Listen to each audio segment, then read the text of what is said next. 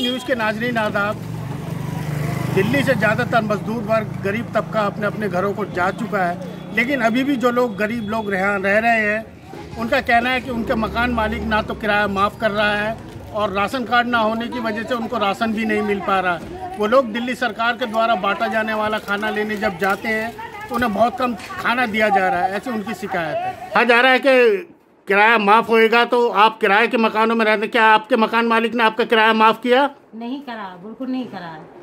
क्या कह रहे हैं वो लोग? कह रहे हैं कि क्या करा भाई, हमारा भी तो गुजारा कैसा होगा, हमें भी तो किराया चाहिए। हमारा तो कोई किराया विराया माफ़ नहीं हुआ और हम तो खुद कोठियों में काम करते हैं। कोठियों में काम करने जाओ तो उन्होंने गेट लगा रखे, अंदर नहीं घुसने दे रहे। अब बताइए क्या करेंगे, स्कूल में खाना बट रहा है। कल दोपहर गए थे, 1, 1:30, 2 बजे लौट कर आए हैं। 7 मेंबर है हमारे घर में और जरा सी हमें खिचड़ी पकड़ा दी। बताइए 7 मेंबरों में जरा सी खिचड़ी में क्या होता है?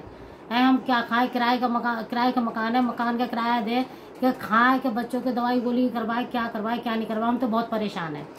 कई संस्थाएं राशन बांट रही हैं, आपको राशन मिला क्या इस तरीके से? बिल्कुल भी नहीं मिला, बिल्कुल भी नहीं मिला। तो आप विधायक या काउंसलर के पास गए किसी तरीके की सहायता के लिए? हाँ गए जी, कहीं से भी कुछ भी नहीं मिला है हमें तो। सरकार के द्वारा खातों में पैसे आने की बात है, इस बाबत आपका क्या कहना है? हमें तो पता नहीं भैया पैसे आ रहे हैं कि नहीं आ रहे, पर हम तक कोई सुविधा नहीं पहुंच रही है। सरकार स्कूलों में खाना बांट रही है, कह रही है किसी से भी के परेशान ना हो। जी हम गए थे, हम दोनों रहने गए थे, पर हमें इतनी सी खिचड़ी दे दी थी। उसकी इतनी सी खिचड़ी, बताओ 4 बच्चे मेरे हैं, 3 बच्चे इनके हैं, 2 मियाँ बीवी प्लस हम हैं, 7 जने हमारे घर में।